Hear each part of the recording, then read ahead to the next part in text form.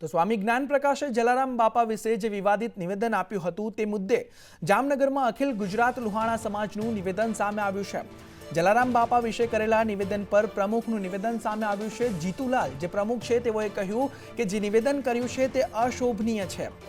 નિવેદનથી જલારામ બાપાના ભક્તો નારાજ થયા છે અને સ્વામી જલારામ બાપાની જગ્યા પર આવી માફી માંગે, આવા નિવેદન કરી ન કરે, આવા નિવેદન ફરી ન કરવામાં આવે અને તેની તકેદારી પણ રાખે તેવું નિવેદન આપવામાં આવ્યું છે અને માફી માંગશે તો આગળ લડત નહીં કરવામાં આવે તેવું પણ નિવેદન આપવામાં આવ્યું છે। સંપ્રદાય ટેમ્પલ બોર્ડ સમગ્ર જલારામ ભક્તોનો અને રઘુવંશોના વિરોધને ધ્યાને લઈ અને અમે બે વાત મૂકેલી। એ વડતાલ સ્વામિનારાયણ સંપ્રદાયના જ્ઞાનપ્રકાશ સ્વામી સાથે પણ અમારા પ્રતિનિધિ યોગેશભાઈ ઉનટગઢની વાત કહેલી છે। એ વીરપુર મુકામે આવી અને માફી પણ માગશે અને વડતાલ સ્વામિનારાયણ સંપ્રદાય ટેમ્પલ બોર્ડના જે વડા છે એ પણ એ ખુલાસો કરશે કે ભાઈ આવી સ્વામિનારાયણ સંપ્રદાયમાં આવી કોઈ વાત ક્યાંય છે નહીં। તો જ્ઞાનપ્રકાશ સ્વામીના જલારામ બાપા મુદ્દેના નિવેદનથી સુરતમાં પણ લોકોમાં રોષ જોવા મળી રહ્યો છે। મોટી સંખ્યામાં લોકોએ ભેગા થઈ વિરોધ નોંધાવ્યો। સરથાણા વિસ્તારમાં લોકોએ ભેગા થઈ વિરોધ નોંધાવ્યો છે। હાથમાં બેનરો સાથે અને સૂત્રોચ્ચાર સાથે આ વિરોધ નોંધાવવામાં આવ્યો છે અને નિવેદન બાદ લોકોમાં જે રોષ ભભૂક્યો છે કે જલારામ બાપા મુદ્દે સ્વામીએ જે વિવાદિત નિવેદન કર્યું છે તે બાદ સુરતથી દ્રશ્યો સામે આવી રહ્યા છે કે સુરતમાં પણ તે વિવાદિત નિવેદનને લઈ લોકોમાં રોષ ભભૂક્યો છે અને લોકોએ ભેગા થઈ, મોટી સંખ્યામાં લોકોએ ભેગા થઈ સુરતમાં વિરોધ નોંધાવ્યો। સ્વામિનારાયણના લંપટ સાધુઓ વિરુદ્ધના સુરતના માનગઢ ચોક ખાતે અત્યારે વિરોધ દર્શાવવામાં આવી રહ્યો છે। મોટી સંખ્યામાં લોકો છે હાથમાં બેનર અને જે કહેવાય કે પોસ્ટર લઈને વિરોધ નોંધાવી રહ્યા છે, કારણ કે વારંવાર અવારનવાર લંપટ સ્વામી દ્વારા વિવાદ સર્જતા હોય છે, નિવેદન આપવામાં આવતા હોય છે। કેમ વિરોધ કરી રહ્યા છો? બસ એ આજે અત્યારે જે સંતો છે, સંતો કહેવાના જ છે, ખાલી પોતાના માટે ધન ભેગું કરવાના અને મોટા મોટા તાઇફા કરવામાં છે, બાકી ભગવાનને કોઈ માનતું નથી। અમે તો જે આ સ્વામિનારાયણ સંપ્રદાયના જે સાધુઓ છે, લંપટ સાધુઓ છે, એ પોતાની મનમાની કરી અને સરકારનો પણ સાથ લઈ અને પોતાની મનમાની કરી રહ્યા છે અને જે નાના બાળકોને પણ છોડતા નથી, પોતાના ગુરુકુળની અંદર રાખી અને પોતાના ગુરુકુળમાં સૃષ્ટિ વિરુદ્ધના કૃત્યો કરે છે અને એની સામું સરકારને પણ જોવું પડશે। આવા સાધુઓને તત્કાલ પકડી અને જેલ ભેગા કરવા જોઈએ અને એના ભગવા ઉતારી નાખવા જોઈએ। અરે સ્વામિનારાયણ ભગવાન શાસ્ત્રમાં આવું કંઈ લખીને ગયા નથી, છતાં માણસો આવા ધંધા કરે છે, આવા બાવા બધું પોતાની સસ્તી પ્રસિદ્ધિ અને પૈસા કમાવા માટે આવું કરતા હોય છે। જલારામ બાપા વિશે સ્વામિનારાયણ સંપ્રદાયમાં જલારામ બાપાને માન આપેલું છે, પણ જે સ્વામી બોલ્યા છે પોતાનું યુટ્યુબ પર ફોલોઅર્સ વધારવા માટે થઈને જે તે કંઈ બોલ્યા છે એ બિલકુલ ખોટું છે ને વખોડી કાઢવા લાયક છે। આવી ટિપ્પણીઓ વારંવાર આ લોકો સ્વામીઓ બફાટ મારે છે અને અલગ અલગ કાંડો કરી રહ્યા છે। આ અલગ અલગ સેક્સી કાંડો અને ન કરવાનું કામ સ્વામી થઈને આ સાધુતાને સોંપતું નથી, એટલે અમે એનો ઉગ્ર વિરોધ સુરત શહેર દ્વારા અમે કરી રહ્યા છીએ।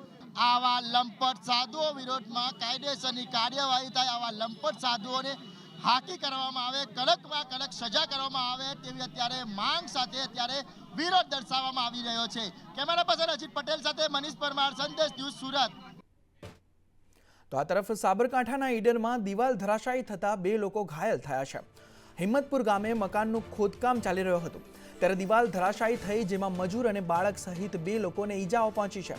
મજૂર અને બાળક માટીમાં દટાઈ જતા લોકોએ તેમને બહાર કાઢ્યા અને બાળકને ગંભીર ઈજાઓ થતા 108 મારફતે ઈડર સિવિલ ખસેડાયો હતો।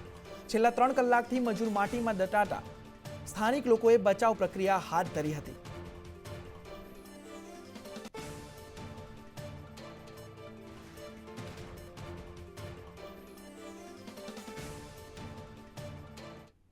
તો આ તરફ ભાવનગરમાં વ્હેલ માછલીની ઉલટી સાથે યુવક ઝડપાયો છે। તળાજાના સરતાનપર બંદરના યુવકને એલસીબીએ ઝડપી પાડ્યો છે। તળાજાના સરતાનપરથી તે યુવકને ઝડપી પાડવામાં આવ્યો છે। 1,35,00,000ના મુદ્દામાલ સાથે તે યુવક ઝડપાયો છે। યુવક માછીમારી કરવા ગયો હતો તે દરમિયાન તેને ઉલટી મળી। એલસીબીએ આરોપીને ઝડપી વધુ તપાસ હાથ ધરી છે। 1,35,00,000ના મુદ્દામાલ સાથે તે યુવકને ઝડપી પાડવામાં આવ્યો છે। અચ્છા, તો આજે વેલ માછલીની ઉલટી લાવ્યો છો, ક્યાંથી લાવ્યો છો? અચ્છા, આ તને કેમ ખબર પડી કે આ વેલ માછલીની ઉલટી છે? પછી વેચવાની ક્યાંય કોશિશ કરી હતી? નહીં. ક્યારે મળી તને? 15 દી પહેલાં. તો 15 દી પહેલાં મળી, તો અત્યાર સુધી તે તારી પાસે રાખી? પછી કોઈને વેચવા માટેનો ફોન કર્યો એવો કાંઈ? નહીં. તો પોલીસને કઈ રીતે ખબર પડી કે તારી પાસે વેલ માછલીની ઉલટી છે? હું નામ ઊભો હતો ને ત્યારથી એમ હતી મારી સાથે. તો વાત સુરતની કરીએ તો સુરતના મહુવામાં તલાટી લાંચ લેતા ઝડપાયો છે. ગોપાલ ગ્રામ પંચાયતનો તલાટી એસીબીના સકંજામાં આવ્યો છે. 8,000ની લાંચ લેતા કેયુર ગરાસિયાને એસીબીએ ઝડપી પાડ્યો છે. રંગે હાથ તેને ઝડપી પાડવામાં આવ્યો છે. લાભાર્થીનું જનધન યોજના અંતર્ગત આવાસ મંજૂર થયું હતું અને નિયમન અનુસાર લાભાર્થીએ નાણાં મેળવવા ફોર્મ ભર્યું હતું અને બિલ પર સહી કરવા માટે 10,000ની માંગણી કરી હતી. તે બાદ એસીબીના સકંજામાં અધિકારી આવ્યો છે અને તે લાંચ લેતા ઝડપાઈ ગયો છે.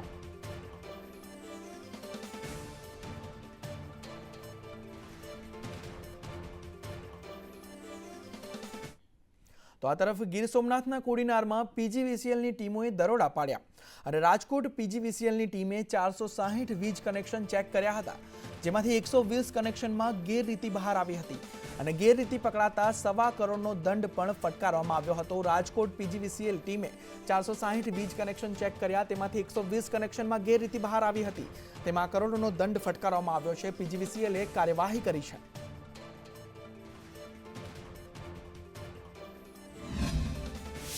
ગઈકાલે અને આજે વહેલી સવારથી જ રાજકોટ પીજીવીસીએલ નિગમિત કચેરીની સૂચના મુજબ આશરે 25 જેટલી ગાડીઓ દ્વારા કોડીનાર શહેર તથા આસપાસના ગામડાઓમાં વીજ ચેકિંગ હાથ ધરવામાં આવેલ હતું.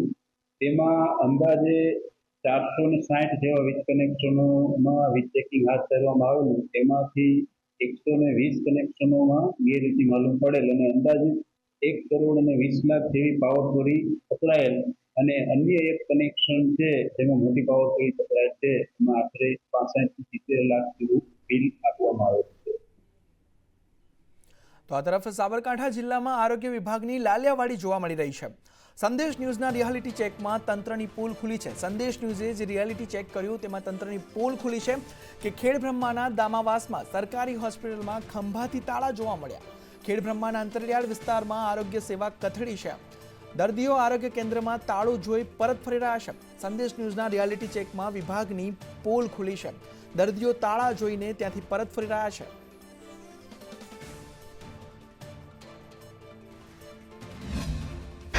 અંતરિયાળ વિસ્તારમાં આરોગ્યની સેવા ઉપલબ્ધ કરાવવા માટેની જે વ્યવસ્થા થતી હોય છે, જે આયુષ્યમાન આરોગ્ય મંદિરની જે વ્યવસ્થા થતી હોય છે, તે બાબતમાં લઈને અલગ અલગ અંતરિયાળ વિસ્તારમાં જે આરોગ્ય કેન્દ્રો ખોલવામાં આવ્યા છે.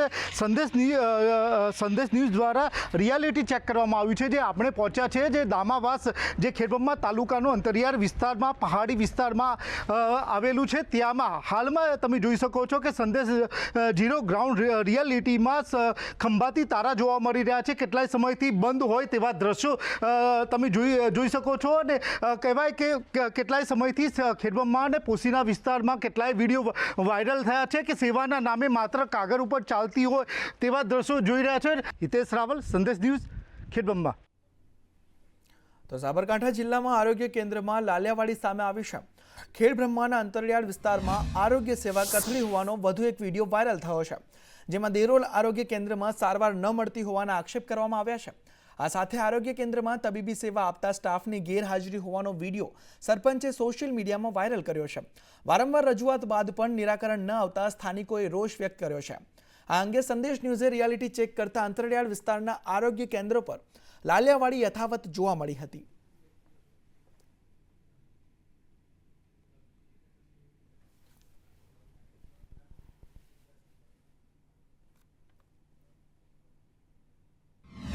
હોસ્પિટલમાં અધિકારી નથી રહેતા તે બાબતમાં શું કહેશો? સાહેબ કે એટલા દિવસથી હું ધક્કા ખાઉં છું, પણ કોઈ જોવા માંગતો નહીં, કોઈ સ્ટાફ માંગતો નથી, કોઈ સિસ્ટર માંગતા નથી. ચોક્કસ ખેડબ્રહ્મા તાલુકા હેલ્થ ઓફિસર જે કક્કુભાઈ ડાભી સાહેબ છે તેમને બી મેં મોબાઈલથી ટેલિફોનિક રજૂઆત કરી છે, વોટ્સઅપથી વિડીયો બી મોકલ્યો છે, અને હિંમતનગર આપણે જે હેલ્થ CDHO સાહેબ છે એમને બી મેં વોટ્સઅપથી મોકલ્યું છે કે જે આપણે દેરોલ PHCની અંદર મેડિકલ ઓફિસર હાજર રહેતા નથી ને અગાઉ પણ મેં વારંવાર એમને રજૂઆતો કરી છે. તો આ વાત ઉપર જ્યારે મને એવું લાગી રહ્યું છે કોઈ એમને અસર થતી નહીં હોય કે ધ્યાન ઉપર લેવાતું નથી. આવતું તો એટલે બતાવવા માટે આવ્યો તો લેબોરેટરી કરાવીએ પણ કોઈ હાજર જ નથી સાહેબ બિલકુલ. અને અમે 3 કિલોમીટર હેડીને આવીએ છીએ દોડવીવા ગામથી, તો કોઈ સગવડ તો મળવી જોવે ને. નથી મળતા સાહેબ, હાજરમાં હે જ નથી. અમે પડારાથી આવીએ 10 કિલોમીટર તોથી કાલના દોડીએ બરાબર, તો સાહેબ મળતા નહીં. હિતેશ રાવલ, સંદેશ ન્યૂઝ, સાબરકાંઠા. હાલમાં સમગ્ર જે આધુનિક રીતે જે હોસ્પિટલ બનાવવામાં આવી છે પણ ક્યાંક ને ક્યાંક માત્ર કાગળ ઉપર હોય તેવું દેખાઈ રહ્યું છે. હાલમાં કોઈ ક્યાંક ને ક્યાંક સ્ટાફ ઓછી કમી હોય છે, અધિકારી જે હોવા જોઈએ હોતા નથી. તે બાબતમાં લઈને આપણે સ્થાનિક આયુષ્ય જે આ હોસ્પિટલ છે તેના સ્ટાફ જોડે ચર્ચા કરીશું. અધિકારી હાજર નથી, શું કહેશો? જગ્યા ખાલી છે. એટલે કેટલા સમયથી ખાલી? એટલે મેડમ હતા પણ એમને કંઈક રિઝાઇન મૂક્યું છે. એટલે હિતેશ રાવલ, સંદેશ ન્યૂઝ, ખેડબ્રહ્મા.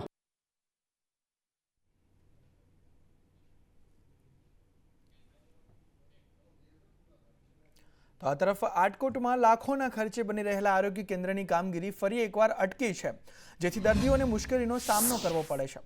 સરકારે લાખોના ખર્ચે બનાવેલું આરોગ્ય કેન્દ્ર ગ્રાન્ટના અભાવે કામ બંધ હાલતમાં છે. ગ્રાન્ટ મળે તેમ કામ થતું હોવાથી લોકોમાં પણ રોષ જોવા મળ્યો છે.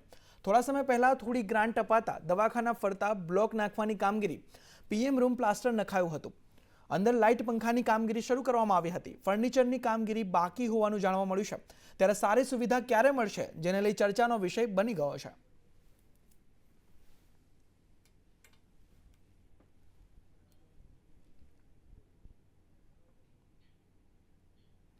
જો તમે પણ ઇયરફોનનો ઉપયોગ કરતા હો તો ચેતી જજો. હેડફોન અને ઇયરફોન તેના ઉપયોગ કરતા માટે લાલ બત્તી સમાન બન્યું છે. ત્યારે અમદાવાદની ખાનગી કે સરકારી હોસ્પિટલમાં રોજની ENT વિભાગની OPDમાં 30થી વધુ કેસ નોંધાયા છે અને સિવિલમાં દર મહિને 150 દર્દીઓની સંખ્યા નોંધાઈ છે.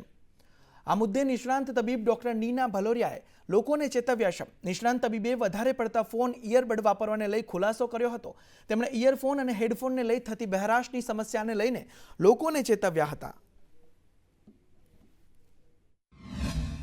મેમ, કેટલાક પ્રકારના કેસીસ પણ આવા સતત વધી રહ્યા છે. આ પ્રકારના કેસોમાં કેવા પ્રકારની સમસ્યાઓનો સામનો લોકોએ કરવો પડતો હોય છે? તમારા પાસે કેવા પ્રકારના કેસીસ આવે છે? તમે જે બહેરાશની વાત કરો છો, માત્ર આપણે જે નોઇઝ પોલ્યુશન કહીએ છીએ એના સિવાયનો નહીં. હવે આપણે નોઇઝ પોલ્યુશનને કાનની અંદર મૂકી દીધું છે અને એને કારણે જ્યારે પણ આપણે એને ઊંચા અવાજે સાંભળીએ છીએ. તમે જુઓ રસ્તામાં બાઇક અને કારવાળાના એક્સિડન્ટ કેટલા થાય છે. મોટા મ્યુઝિક રાખીને સાંભળતા હોય, મોટા ભાગે કાનમાં ભૂંગળા ભરાવીને એ લોકો ચલાવતા હોય ગાડી. સેમ પરિસ્થિતિ છે. તમે નોઇઝ પોલ્યુશનને કાનમાં લઈ જશો તો શું થશે? એટલે સતત કેસમાં વધારો થાય છે. કેમેરામેન ઉપેન્દ્ર ત્રિવેદી સાથે દિવ્યા ચૌહાણ, સંદેશ ન્યૂઝ, અમદાવાદ. તમારા ત્યાં કેવા પ્રકારના કેસીસ આવે છે અને સૌથી વધારે શું ફરિયાદ હોય છે? પહેલાંના સમયમાં કેવું હતું કે જ્યારે કેસીસ આવતા હતા એ ઓલ્ડ એજ રિલેટેડને પ્રોબ્લેમવાળા વધારે આવતા હતા. હવે ધીમે ધીમે એવું થઈ રહ્યું છે કે નાની એજના લોકો બી હિયરિંગ એડની એટલે હિયરિંગ લોસની તકલીફ સાથે આપણી પાસે આવતા હોય છે. ઘણીવાર એવું બી પ્રોબ્લેમ થતો હોય છે. જો ટેમ્પરરી લોસ છે તો આપણે રિકવર કરી શકીએ, ડેબી પેશન્ટ જો વહેલું આવી જાય તો.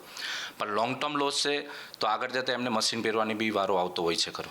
ઇયરફોન છે, જેમ કે અત્યારે જે તમે જોતા હશો IT સેક્ટરમાં જે લોકો વધારે કામ કરતા હોય છે, જેને મોબાઈલનો વધારે પડતો યુઝ રહેતો હોય છે, એમાં પહેલાંના ટાઈમમાં કેવું હતું કે લોકો સ્પીકરમાં નહીં રીતે ડાયરેક્ટ યુઝ કરતા હતા. પણ અત્યારે ઓલમોસ્ટ બધા જ લોકો શું કરે છે કે ઇયરફોનનો મેક્સિમમ ટ્રાય કરે છે અને એના લીધે આ કન્ટિન્યુઅસ પ્રોબ્લેમ ચાલુ થાય છે. એમાં બાળકોમાં જે છે એ તો સૌથી વધારે ઇમ્પેક્ટ પડે છે. કેમેરામેન ઉપેન્દ્ર ત્રિવેદી સાથે દિવ્યા ચૌહાણ, સંદેશ ન્યૂઝ, અમદાવાદ. કાનમાં હવે ઇન્ફેક્શનના કેસીસ અને ફૂગના કિસ્સાઓ પણ વધી રહ્યા છે. જ્યારે સરકારી હોસ્પિટલમાં OPDમાં પણ વધારો થયો છે અને સીધા જ એના દ્રશ્ય જોવા મળી રહ્યા છે કે ફંગલ ઇન્ફેક્શનનો વધારો હવે કાનમાં થઈ રહ્યો છે. ત્યારે તબીબોએ પણ એક અપીલ કરી છે. ત્યારે દર્દીના સગા છે, એમની સાથે જ વાત કરીએ. મેડમ, કેવી રીતે તમને ખબર પડી કે તમારા સનને આ પ્રકારનું ઇન્ફેક્શન થયું છે? સારવાર કરાવવા આવ્યા છો, શું કહેશો? મારા સનને 2-3 દિવસથી બહુ જ ઇયરમાં પેઇન થતું હતું અને ઇચિંગ સતત થતી હતી અને રાત્રે સૂવે ત્યારે બી એને ઇયર પેનને શાઉટિંગ કરે ને રડે ને એવું કરતો હતો. પછી મેં એને અહીંયા ચેક કરાયું તો એને ફંગલ ઇન્ફેક્શન કીધું, એટલે હું આજે એને લઈને આવી છું અને સારું એવું ઇન્ફેક્શન નીકળ્યું છે. કેમેરામેન મનીષ વાણિયા સાથે દિવ્યા ચૌહાણ, સંદેશ ન્યૂઝ, અમદાવાદ. તો આ તરફ પાટડી ગટર ગેસ ગળતર મૃત્યુ કેસમાં નગરપાલિકાની દાદાગીરીના આક્ષેપો મૃતકના પરિવાર દ્વારા કરવામાં આવી રહ્યા છે. પાલિકાના જવાબદાર વ્યક્તિઓએ મૃતકના પરિવારને બોલાવીને ધમકાવ્યા હોવાની લેખિતમાં પરિવારજનોએ અરજી આપી હતી, પરંતુ એ બાબતે કોઈ પ્રત્યુત્તર ન મળતા મૃતકના પરિવારજનો અર્ધનગ્ન થઈને પોલીસ સ્ટેશને બેઠા હતા અને જ્યાં સુધી નિર્ણય ન મળે ત્યાં સુધી બેસી રહેવાનો નિર્ણય કર્યો હતો. આ ઘટનાને લઈ ડીવાયએસપી જેડી પુરોહિત તાત્કાલિક પાટડી પોલીસ મથકે દોડી આવ્યા હતા અને ત્યારે આ ઘટનાથી તંત્ર હરકતમાં આવી ગયું હતું.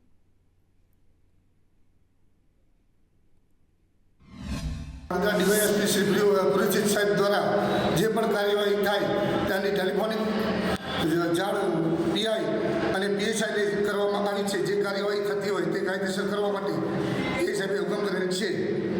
અવસાન જતાં તેમના કુટુંબીએ પાટડી પોલીસ સ્ટેશનની અંદર એટ્રોસિટી એક્ટ તથા બીએનએસની કલમ હેઠળ ફરિયાદ આપેલ છે, જેની તપાસ હાલ ચાલુ છે. આ ગુનાના કામે હાલ એક આરોપી પકડાઈ ગયેલ છે, જે જ્યુડિશિયલ કસ્ટડીમાં છે અને અન્ય 2 આરોપી પકડવાના બાકી છે, જેની તપાસ ચાલુ છે.